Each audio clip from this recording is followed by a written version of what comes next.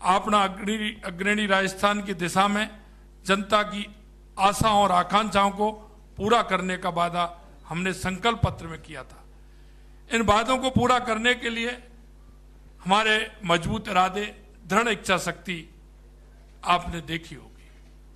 हमने कहा था कि हम 45% वादे जो हमारे संकल्प पत्र में थे वो हमने पूरे किए। हम आपको विश्वास दिलाते हैं, जिन वादों के साथ हम आए थे, हमारी इस बजट में आपने उनकी झलक देखी होगी।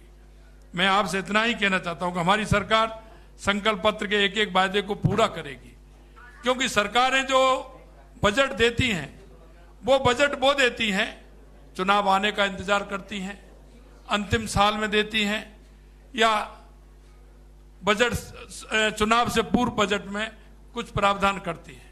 आपने देखा होगा हमारे इस बजट में हमने युवाओं के लिए जो हमने वायदा किया था, हमने कहा कि हम 4 लाख सरकारी नौकरियां देंगे। हमने बजट में पूरे में रखा है कि हम 4 लाख देंगे। पिछले उसमें हमने 70,000 के लिए कहा था कि हम आपसे कहना चाहते हैं इस बजट में 1 साल के लिए हम 1 लाख लोगों को सरकारी नौकरी देने का काम हमारी सरकार करेगी। यही नहीं, मैं आपसे कहना चाहता हूं कि हमारे यशस्वी प्रधानमंत्री नरेंद्र मोदी जी के विकसित भारत की संकल्पना को लेकर के विकसित राजस्थान की आधारशिला हमने आज इस बजट के माध्यम से रखी है।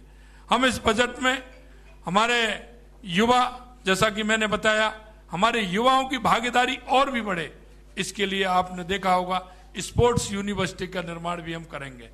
इसके साथ साथ संभागों में स्पोर्ट के हम कॉलेज भी, हमारे महाविद्यालय हम उसमें खोलेंगे।